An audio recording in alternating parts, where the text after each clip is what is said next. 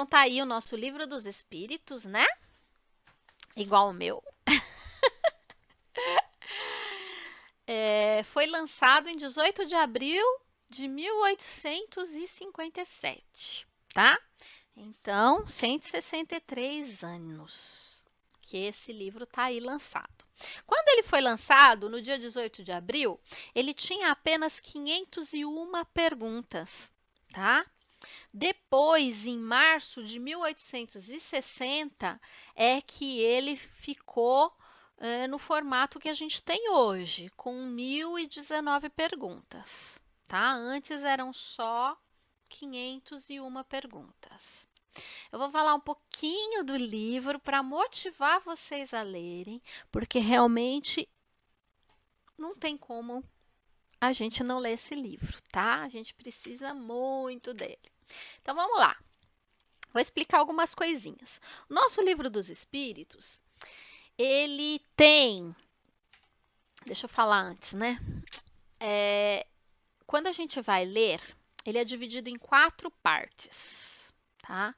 E essas 4 partes deram origem aos demais livros de Kardec, porque o Pentateuco kardeciano, que é como a gente chama, são 5 livros de Kardec, tá? É o Evangelho segundo o Espiritismo, o Livro dos Espíritos, a Gênese, o Céu e o Inferno e o Livro dos Médiuns. Então, quando Kardec lançou o Livro dos Espíritos, ele já deu uma base sobre todos esses livros.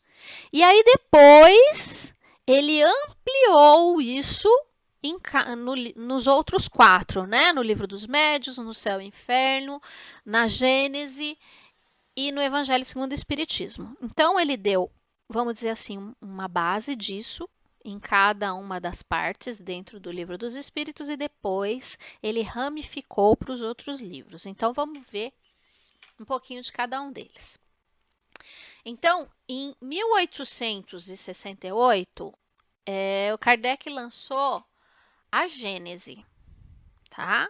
Que vai falar sobre as causas primárias. O que são causas primárias? Ele vai falar do que é Deus, como que Deus criou os planetas, como que ele criou a vida, tá? Então ele vai dar uma base para gente do início de tudo, tá? Do início dos planetas, do início da vida, e vai falar um pouquinho de Deus, vai falar um pouquinho dos milagres, né? Isso tudo tá lá na Gênese. Também um livro imperdível.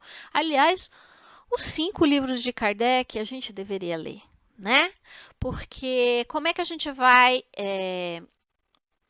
falar que sabe de doutrina, mas sem ler esses livros, né? A Risoneide disse que começou a ler, mas ainda não terminou. Continua, firme e forte. Às vezes tem algumas palavras difíceis, porque é óbvio, né? Foi escrito há mais de 150 anos atrás.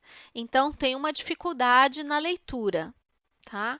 Mas nada que a gente não consiga driblar muito bem, tá, gente? Bom, depois da Gênese, não nessa ordem, né? Na realidade, eu estou falando na ordem que está no Livro dos Espíritos, tá? Então, tem lá a primeira parte que ele vai falar sobre a parte da Gênese. Aí depois vai falar do mundo dos espíritos, que seria o Livro dos Médiuns, tá? No Livro dos Médiuns, a gente vai ter uma ideia de como é que é essa comunicação, como é que vivem os espíritos, como que acontecem as coisas, a gente vai ter uma base, como é que funciona a mediunidade, como eles se comunicam com a gente, como que a gente percebe eles, isso está tudo lá no Livro dos Médiuns, que foi lançado em 1861. Em 1864, Kardec lançou o Evangelho segundo o Espiritismo, que vai nos falar das leis morais, tá? Então é a parte da doutrina que fala, que é aquele que a gente usa lá para fazer o nosso Evangelho, né? É o Evangelho segundo o Espiritismo, onde tem as passagens, né, de Jesus que a gente comenta no nosso lar, tá? E por último, Esperanças e Consolações, que é o Céu e o Inferno, que foi lançado em 1800. Meu gato tá aqui querendo bater na minha câmera. Rodrigo, pega o floquinho aqui. Ele é lindo, mas é um artista, viu? Então, Esperanças e Consolações, que foi lançado em 1865. Então, Kardec lançou o Livro dos Espíritos e depois precisava se falar mais sobre essas coisas e Kardec foi escrevendo esses outros livros, tá? Como é que Kardec escrevia esses livros, gente? Né? Porque nem todo mundo sabe. Ele frequentava algumas reuniões onde haviam médiums e ele fazia as perguntas e levava para vários médiums. E quando esses médiums respondiam todas a mesma coisa, ele ia colocando nos livros, nos seus livros, tá? Porque eu não sei se vocês sabem, falar um pouquinho de Kardec. Kardec, ele era um cientista. Ele fazia parte de vamos dizer assim, uma academia de cientistas ali. Então, ele nem acreditava em nada de espiritismo. Quando foram falar para ele das mesas girantes, ele dizia que era um absurdo aquilo, que mesas não tinham nervos, nem cérebro e não podiam se mexer, né? Até que um amigo convenceu que ele fosse e aí ele percebeu que o negócio era real mesmo. E aí ele começou a fazer perguntas sérias, porque até então, né, as perguntas que saíam eram só besteira, né, gente? Que nem nós, né? Nós vamos lá na cartomante, né? Quem ainda vai, para saber o futuro, saber com quem vai casar. Na época que começou essas comunicações e essas reuniões espíritas, era só isso, era para saber dos mortos, né? Das pessoas que tinham desencarnado. Era sempre assim. Agora não. Depois que Kardec começou a colocar essas perguntas, é que veio com mais seriedade, né? E aí as reuniões pararam de ser fúteis e passaram a ter um objetivo sério, tá? Bom, e aí ele levava as perguntas, as coisas que ele queria saber, né? Sobre o mundo, sobre os seres, sobre tudo que ele achava interessante, porque afinal de contas ele era um educador, né? Ele, antes de ser Allan Kardec, ele escreveu vários livros como educador, né? Então ele era uma pessoa muito culta, muito reconhecida. Todos reconheciam e gostavam dele. O Gerson está falando sobre o filme do Allan Kardec. Sim, o filme do Kardec mostra bem isso que eu estou explicando para vocês. Como foi que ele começou a escrever esses livros e a seriedade que ele tinha para escrever, tá? Então, só para resumir, lembrando que neste livro a gente já tem um esboço de todos os demais livros, tá? De Kardec, os 5 livros. O Livro dos Médiuns, o Céu e o Inferno, o Evangelho segundo o Espiritismo e a Gênese. Dividido nas 4 partes que a gente encontra aqui, tá? Agora eu vou falar um pouquinho do que a gente encontra no Livro dos Espíritos para motivar vocês, tá? É um livro simples. Eu julgo simples por quê? Porque ele é de perguntas e respostas. Então, é tudo muito objetivo. Não é de se falar muito. Em cada pergunta, você vai ter uma resposta e aí você pode pesquisar mais e se aprofundar mais, tá? Então, eu gosto muito do Livro dos Espíritos. Um dos capítulos, ele vai falar, né, na primeira parte, sobre Deus. O que é Deus? Tá? Como que ele se manifesta, como que ele cria, isso tá tudo ali em um dos capítulos, o primeiro dos capítulos, tá? É lógico que tem a introdução, que a introdução é onde Kardec vai explicar o que é aquilo, né? Ele tem que explicar. Aliás, ele faz isso em todos os livros. Quando a gente pega qualquer um dos livros dele, ele tem que situar a pessoa que está lendo, porque para se saber do que se trata, né? Então ele meio que dá na introdução ele fala sobre a doutrina espírita e como era uma coisa nova na época, ele situa da onde veio, como se faz, como foi feito, tá tudo ali na introdução, tá? E aí depois o primeiro capítulo ele vai falar sobre Deus, tá? Não vou enumerar todos os capítulos, mas só para a gente entender um pouquinho e ter curiosidade de ir lá buscar. Depois, ele fala dos elementos gerais do universo. O que é isso? Ele vem explicar para a gente que só existem 3 elementos no universo: Deus, o Espírito e a matéria.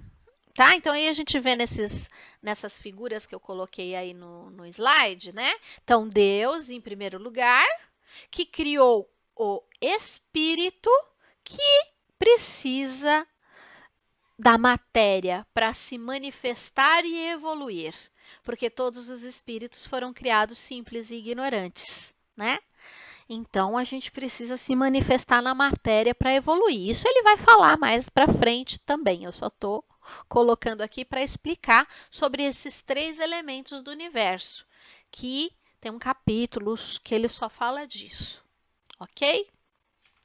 Depois eles vão nos explicar da criação, tanto da criação dos planetas como a criação da vida, do ser humano. É um capítulo muito interessante também, que vai falar da onde que a gente vem, como que são formados os planetas, vai falar de todas as teorias.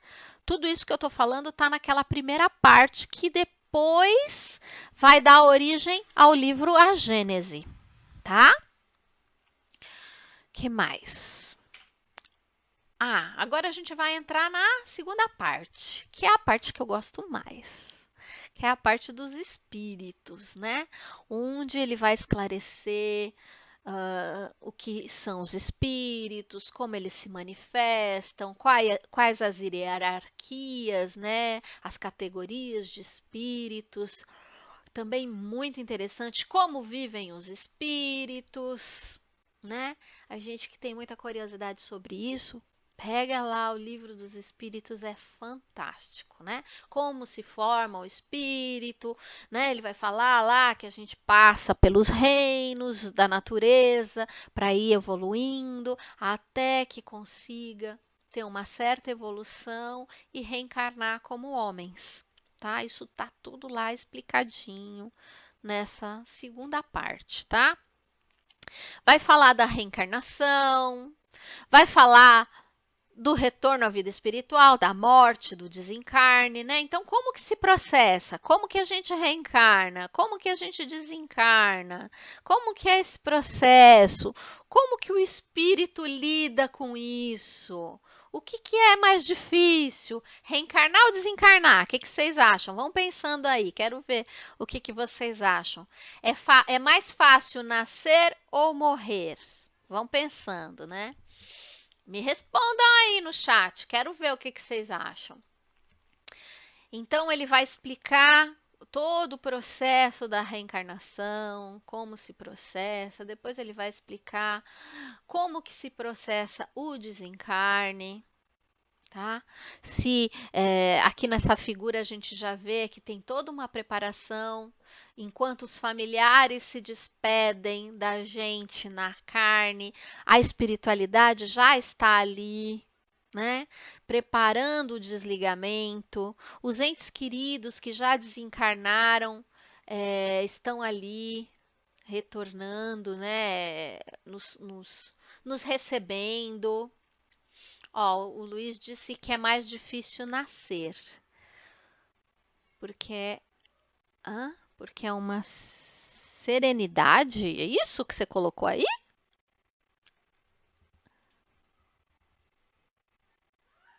Ou parte técnica, eu mexi aqui e sumiu todo o chat. Peraí, ainda bem que a parte técnica tá aqui. Ai, obrigada. É tão simples quando ele faz.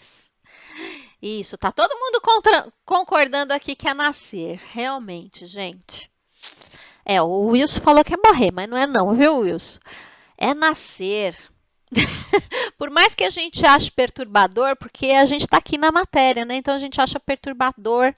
Realmente tem muita perturbação na morte, porque a gente tem que se desapegar e se desapegar das pessoas, das coisas. Mas para o espírito, pensa assim: o espírito está lá num lugar bom ou um lugar melhor. Aí vocês vão falar, mas o umbral é um lugar melhor? Então, a gente tem que pensar que o nosso lar está no umbral, né? Então, é muito mais complicado a gente sair de espírito e reencarnar nesse corpo. Esse corpo, ele é muito denso. A gente pode pensar, sabe aquelas roupas, aqueles escafandros que vai lá no fundo do mar? Aquelas roupas pesadas, que a gente não tem visão. É mais ou menos o que é o corpo para o nosso espírito. Então, realmente, é muito difícil a gente nascer. A gente sair lá e entrar dentro desse corpo que nos limita. Imagina, o espírito, ele é uma energia. Ele enxerga para todos os lados, ele sente para todos os lados. A gente, quando entra dentro de um corpo, a gente só enxerga por esse olhinho, desse buraco aqui, e tem os nossos sentidos. Então, a gente fica totalmente limitado. Né? Então, com certeza, é muito ruim para o espírito ficar contido nesse corpo. É muito pesado para ele. Fora a dor, fora as sensações, as agonias. Espírito não tem nada disso. Né? O espírito, quando desencarna, ele leva a lembrança da dor. E aí vai passar por um processo para entender que não tem mais dor. Mas o espírito, quando já está lá, ele não sente dor, ele não sente. Tá certo que tem que ter alguma evolução, né? Porque quando o espírito ainda tem muito pouca evolução, ele tem muitas sensações, mas não que sejam do espírito. Sensações que ele leva da matéria e tem lembrança, e como ele não entende, ele continua se manifestando nele. Mas é bem diferente, tá? O espírito, ele livre, ele tem uma liberdade muito, muito grande, e entrar dentro do corpo é muito complicado, ok? Deixa eu ver, tem uma pergunta aqui, ó. Espera aí que eu tenho que pôr zóio. Além da gente ter que se desprender quando desencarnamos, tem o desapego dos familiares e amigos. Acho mais difícil desencarnar mesmo. Ângel, mas não é não. É porque você não lembra como foi quando você encarnou. Porque lá você também deixa quem você ama, entendeu? Do lado de lá também tem quem a gente ama. Quem assistiu o Nosso Lar vai entender bem esse de você deixar os familiares. Lembra aquele rapaz, que eu não lembro o nome dele, o Lísias que cuidava do André Luiz? Quando a mãe dele foi reencarnar, ele ficou todo tristonho e a mãe largou ele lá porque ela tinha que cuidar de outros que estavam reencarnando, né? Então, a gente também deixa quem a gente ama do lado de lá, né? O problema maior mesmo é ficar dentro desse corpo que nos limita, desse corpo que sente dores, que sente angústias. Isso realmente é muito complicado, ok? Então tá, se vocês tiverem mais perguntas, pode pôr aqui que eu vou olhando e vou respondendo, ok? Então vamos lá. Continuando. No Livro dos Espíritos se fala também da vida no plano espiritual, tá? Então aí ele vai falar né, como é que funciona a vida do lado de lá, aquilo que mais ou menos a gente viu lá no livro Nosso Lar, né? No filme, desculpa, Nosso Lar, que a gente viu como que é lá no plano espiritual, é, é mais ou menos aquilo, tá? E ele fala também de como a gente, mesmo encarnados, continua saindo do nosso corpo à noite, né? Essa imagem aí que vocês estão vendo, né? Desse espírito voando, levitando. E aí a gente observem que tem um cordão de prata ligando ao corpo físico. Então, quando a gente dorme, a gente não fica no nosso corpo. Nosso espírito sai. Então, é uma vida espiritual e material, se a gente for pensar assim, porque a gente fica metade do dia acordado no nosso corpo físico e a outra metade a gente sai, né? Deveria sair e ir para o plano espiritual, aprender, auxiliar, buscar novas experiências. Existem pessoas que ficam presas no corpo, por quê? Porque estão preocupadas com as contas que têm que pagar, preocupada em não pegar coronavírus, preocupada com um monte de coisa e não se desliga da matéria. E não vai para o plano espiritual ter novas experiências. Mas a maioria de nós, ou deveria ser assim, a maioria de nós, vai ter aula no plano espiritual, vai aprender coisas novas, né?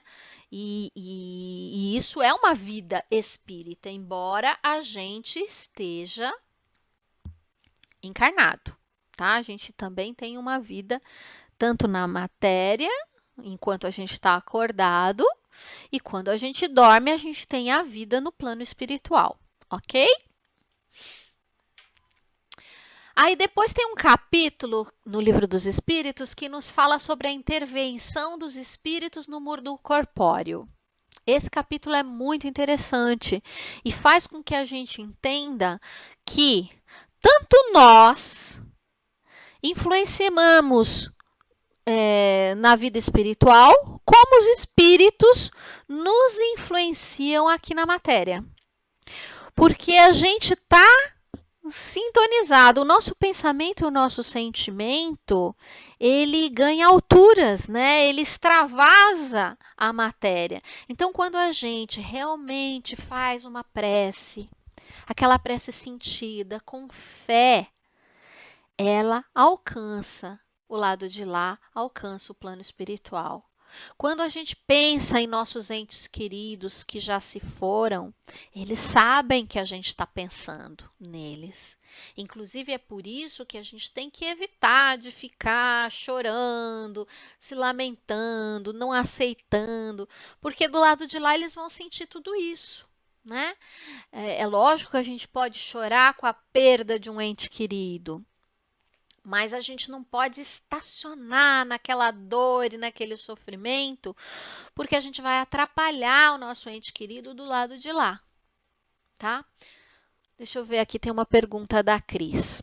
Quando a gente sair do corpo e vamos para a situação... Peraí, gente, que eu esqueço que eu sou cega.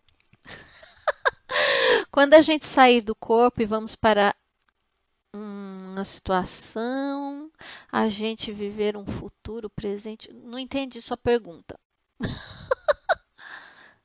Sai do corpo. Tá. Você está falando no desdobramento do sono, né? Então, tem algumas pessoas que sim, que conseguem. Não vamos lembrar, tá? Mas a gente consegue ter uma visualização do futuro, ter uma visualização do passado, tá? Tanto é que tem pessoas que têm premonições, né? Sonhos premonitórios. Isso é uma mediunidade, né? Porque depois que ele acorda, ele consegue se lembrar disso.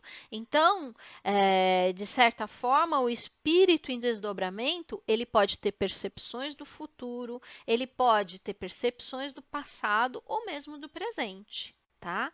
E isso vai depender de ele lembrar ou não quando acorda. Porque, gente, a questão dos sonhos, ela é bem complicada, porque os nossos sonhos, eles ficam todos bipartidos. A gente não, quando acorda, a gente acha que é tudo loucura, mas não é, que a gente não consegue ter a lembrança linear de tudo que acontece naquelas 8 horas ali que a gente está dormindo. Então acaba uns pedaços aparecendo, também tem os retornos psicológicos que a gente tem, né, do nosso inconsciente.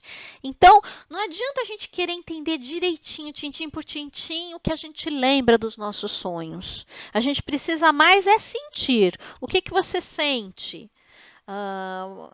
Qual a percepção que você tem do teu sonho? É só você que pode falar do seu sonho. Eu não posso falar o que aconteceu no seu sonho. Quem sonhou foi você.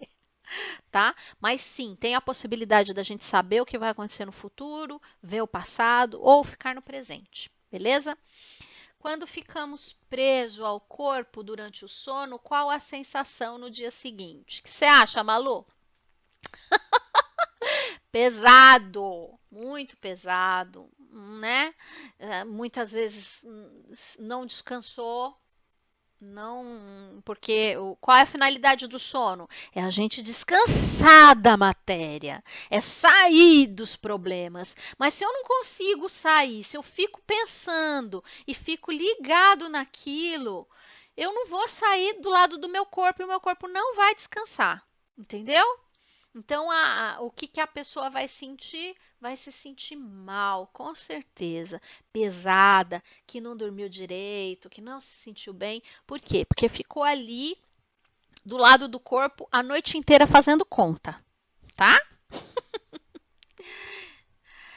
Bom, se vocês tiverem mais dúvida, coloquem aí, tá? Espero que eu tenha explicado aí. Então, vamos seguir aqui. Lá no Livro dos Espíritos, o que mais que ele nos fala? Por aqui, que senão. Ocupações e missões dos espíritos. Esse capítulo também é bem interessante, porque ele vai falar que os espíritos trabalham pra caramba. Né? A gente acha, espírito não faz nada. Mentira, eles trabalham. Mas só que o trabalho deles é sempre auxiliando a gente aqui na Terra, né? Evoluindo também, né? Porque eles precisam estudar para depois ter as suas reencarnações também. Mas quando está no plano espiritual, lembra do André Luiz? Ele precisava trabalhar, lembra? Exatamente, ele precisava fazer alguma coisa se ele quisesse ter merecimento, tanto para reencarnar, tanto para ter uma casa lá no plano espiritual, né? Tudo é trabalho. Então, qual a ocupação e a missão dos espíritos? Cada um vai ter a sua ocupação. Os nossos anjos da guarda, qual é a ocupação deles? Estarem ao nosso lado nos suportando. Brincadeira. Também nos suportando, mas eles sabem, porque antes da gente reencarnar, a gente combinou com eles, vou reencarnar, vou fazer isso, vou fazer aquilo outro. Aí o anjo da guarda, vou te ajudar. Então é uma parceria. Então, quando ele percebe que a gente está meio perdido, ele vem, tenta nos intuir, tenta nos encaminhar, tenta nos mostrar, está lá ao nosso lado sempre para nos proteger, tá? Então, os anjos da guarda é o trabalho deles, né?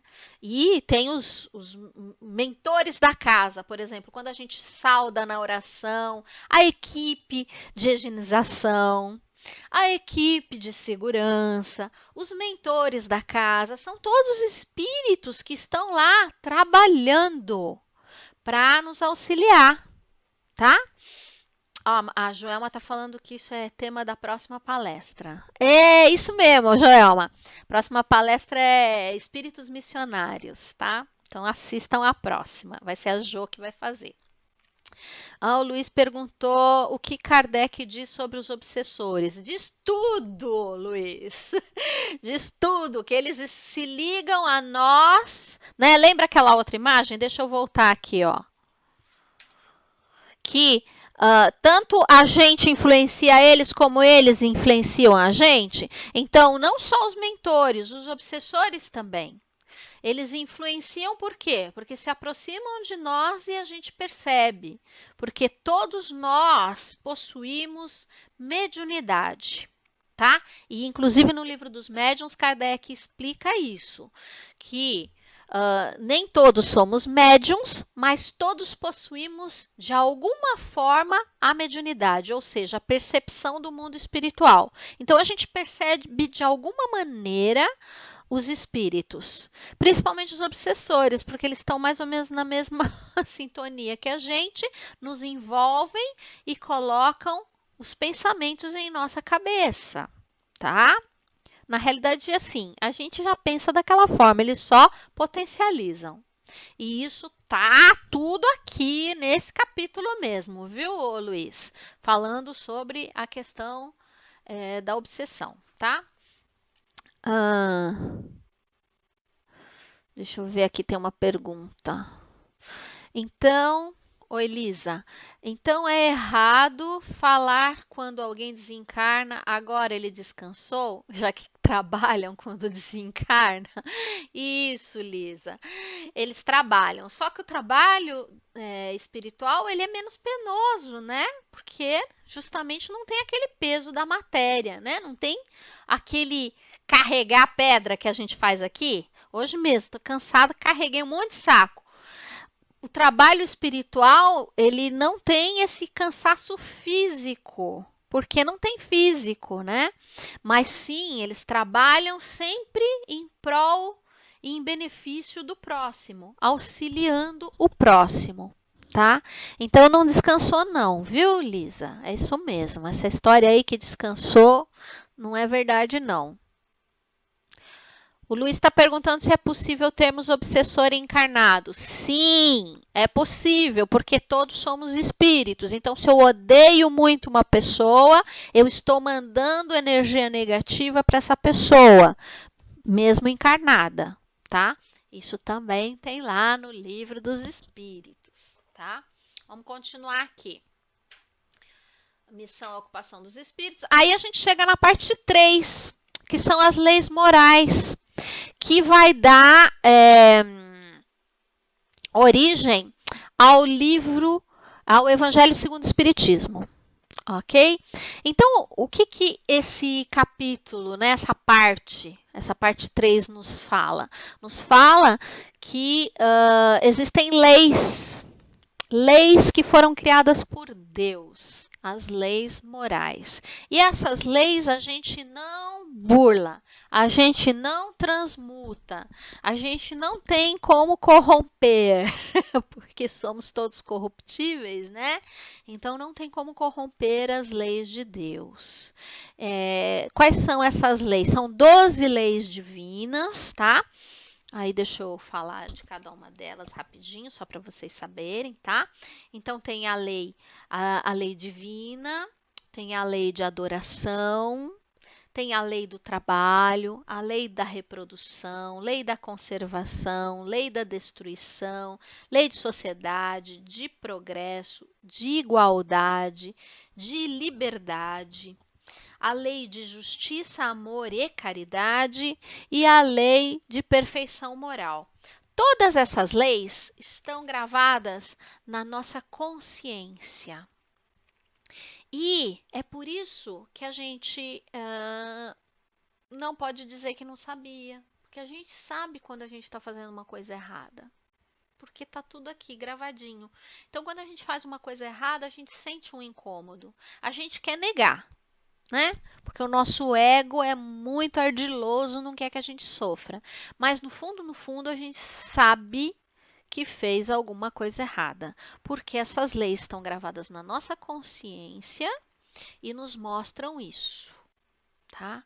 Ah, mas e as pessoas que fogem? As pessoas fogem, tipo, sei lá, um político aí que roubou muito dinheiro.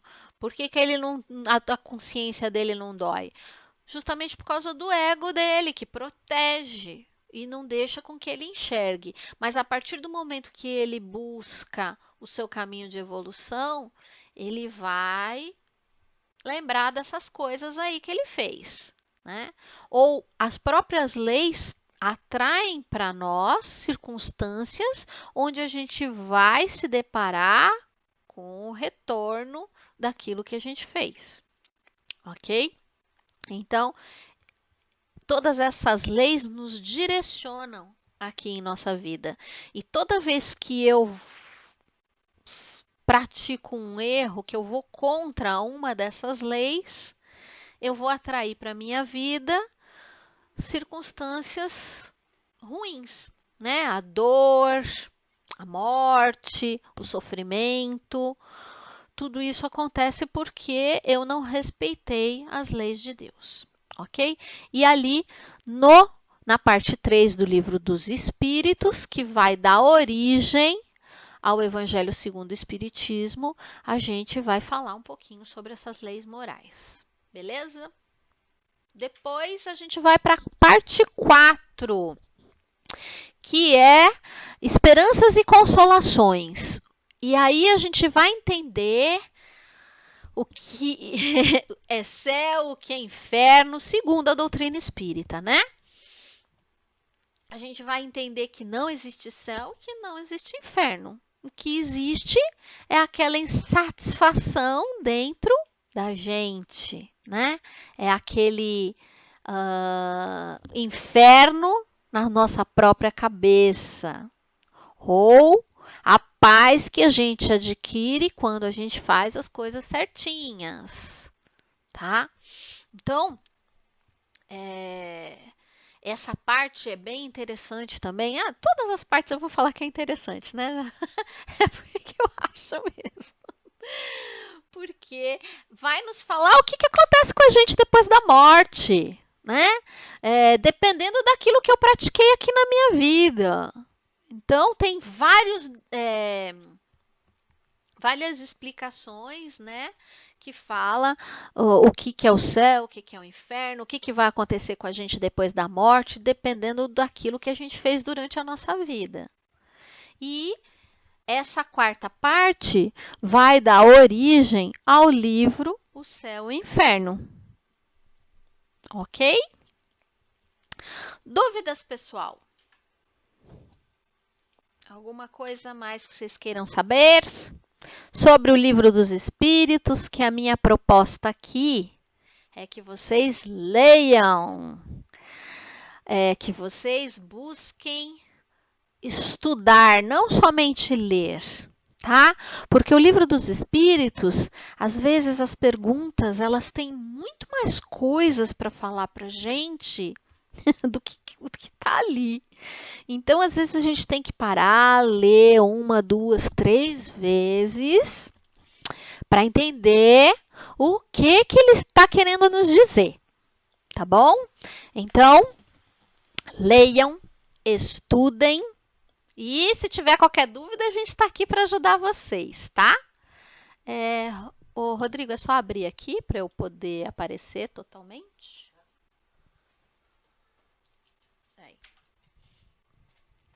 Então, agora, gente, antes de eu fazer a prece e põe um chat para aparecer e os passes coletivos, eu queria dar uma notícia para vocês. Nem todos sabem disso, mas a gente teve algumas dificuldades lá com o nosso imóvel e a gente vai entregar o nosso imóvel da nossa casa espírita, tá?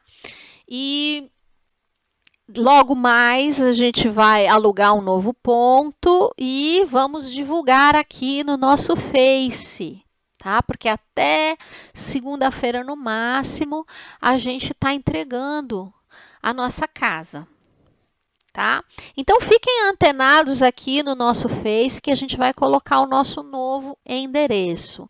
Infelizmente a gente não teve acordo lá com o proprietário, a gente está pagando valor muito alto de aluguel, a gente está pagando R$ 2.200 ali naquela casa. E a gente decidiu sair, porque vamos ficar com a casa fechada, já estamos com ela fechada há 30 dias e mais 30 dias aí pela frente, eu acredito que vamos ter.